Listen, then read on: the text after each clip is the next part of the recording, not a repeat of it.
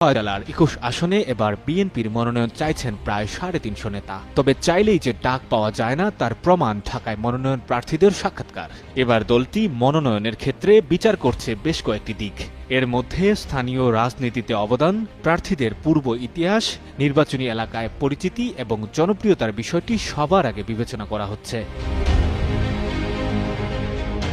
বরিশাল ৪ আসনে স্বেচ্ছাসেবক দলের কেন্দ্রীয় সাধারণ সম্পাদক রাজীব হাসান রয়েছেন আলোচনার শীর্ষে। বরিশাল ৫ আসনে সিদ্ধান্তের চূড়ান্ত পর্যায়ে আছেন চেয়ারপারসনের উপদেষ্টা ৫ বারের সাবেক এমপি অ্যাডভোকেট মজিবুর রহমান ও জাতীয় নির্বাহী কমিটির সদস্য আবু নাসের মোহাম্মদ রহমতুল্লাহ। বরিশাল ৬ আসনে মোটামুটি চূড়ান্ত সাবেক এমপি জেলা দক্ষিণ বিএনপির আহ্বায়ক আবুল হোসেন। এখানে কেন্দ্রের ডাকে সাক্ষাৎকার দিয়েছেন ডাক্তার শহীদ হাসান ও জেলা বিএনপির সাবেক সাধারণ সম্পাদক নজরুল ইসলাম রাজন।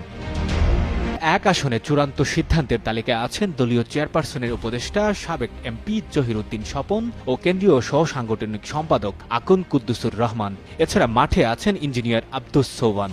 বরিশাল ২ আসনে মোটামুটি চূড়ান্ত জাতীয় নির্বাহী কমিটির সদস্য শরফুদ্দিন শান্টু।